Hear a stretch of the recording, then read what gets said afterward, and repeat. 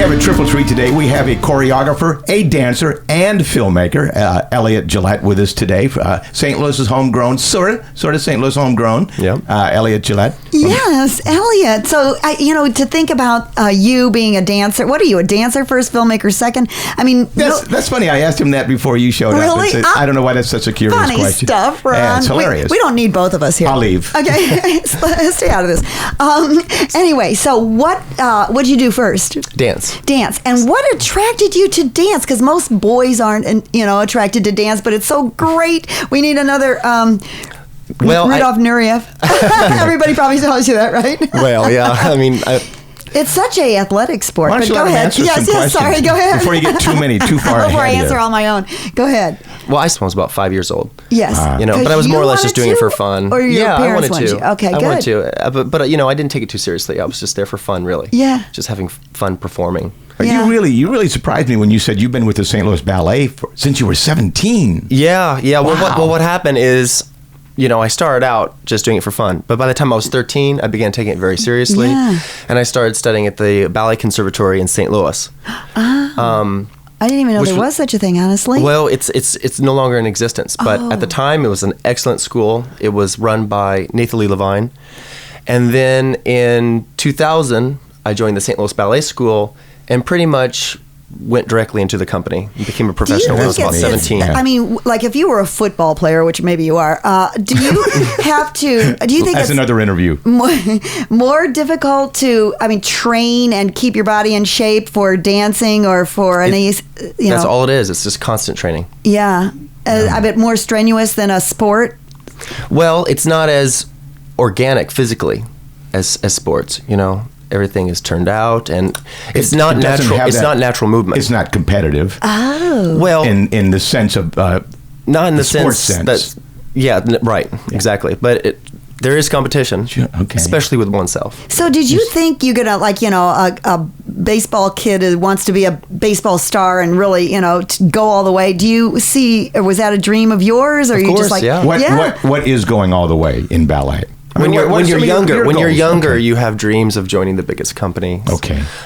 American Ballet Theater, things like that. As you get a little older, you become more focused on the artistic side of it. You have, and you went into filmmaking. Yeah. On the and you are filming dance. Exactly. So I went into film just because I was a fan of cinema. I love the art of filmmaking. I wasn't doing anything that had to do with dance. I wasn't filming dance or filming anything about dance. Okay. Now that's exactly what I'm doing. And you have this trilogy that you're working on right now. Tell us about that. Okay. So it's there are 3 companion films. I call it my 2 women project. Each film features 2 different female members of the St. Louis Ballet Company, and they're all shot in different sites in Missouri of historical and architectural significance. As dancers, they're dancing in it? Yes. Yeah. And is it original music you're using? Yeah, I found different music. Sorry. So the first one, it's our cat.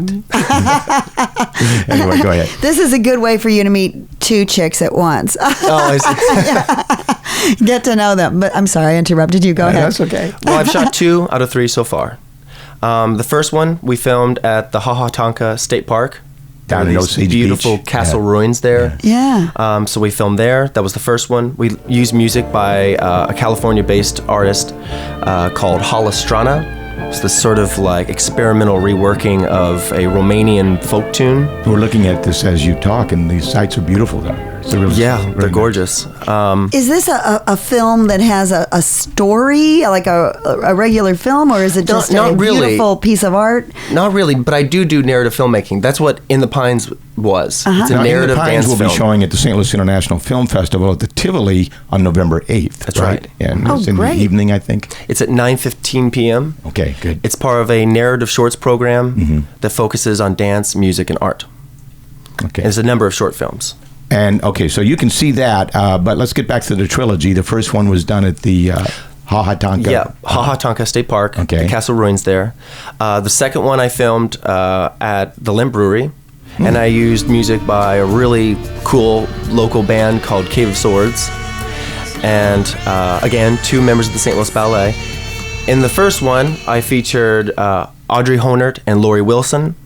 That was at the Castle Ruins. The second one in the Limp Brewery, I featured Erica Goss and Amy Herkenruder. And I've got another one coming up. So, and I'm hoping to shoot that at the Old Chain of Rocks Bridge. Now, when that is complete, that's a great place to shoot. That is nice. When that's completed, what will you do with that? How will we see that? Festivals, okay, art how galleries. Long are one they? is already shown. The first one was already screened in the St. Louis Filmmaker Showcase. Oh, that's great. Was that last summer or what? Yeah. Okay.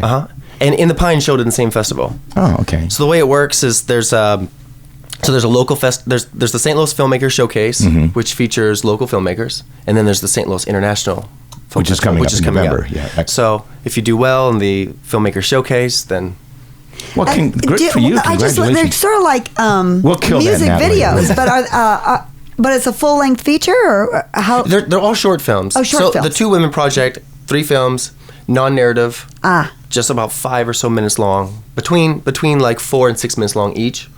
But In the Pines is longer, and there's an actual story to it. Oh, okay. Before that, I directed one called Nightfall on Neptune, which also it premiered in the St. Louis Arts Alliance show, their first show for that matter, and then it was in the St. Louis Filmmaker Showcase, and then it was in the International. Man, you've really gotten into it. Can you stay in St. Louis and go the distance that you dream of with ballet, or do you have to go someplace else? No, you can definitely stay here. That's fantastic. Yeah. When I joined the company, Gin Horiuchi, who is the artistic and executive director now, had just taken over the company. And since then, he's completely revitalized it. It's a great group of dancers, fluctuating between 20 and 25 members. And, he's really expanded our rep. So, I mean, I find it completely fulfilling, the work that I do there and everything. Yeah. And I have all the performance opportunities that I could ever want for.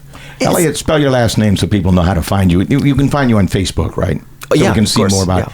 And it is Geolat, is that correct? That's right, Geolat. Pronounced Gillette. Elliott Geolat. How about that? Yeah, I never would have guessed. You can see In the Pines again. I want people to know this. The St. Louis International Film Festival goes from November 3rd to the 13th. Films from all over the world and from right here in St. Louis with Elliott Geolat's film In the Pine at 9:15 at the Tivoli Theater. That's right. Thank you so much. You're great. I love meeting you. That's fantastic. Thank you to Nighthawk Security for making our segment possible today. They are locally owned and locally monitored here in St. Louis since 1974. They will install, service, maintain, and monitor your system or take over an existing system. Call 846-4600 and ask for Joe.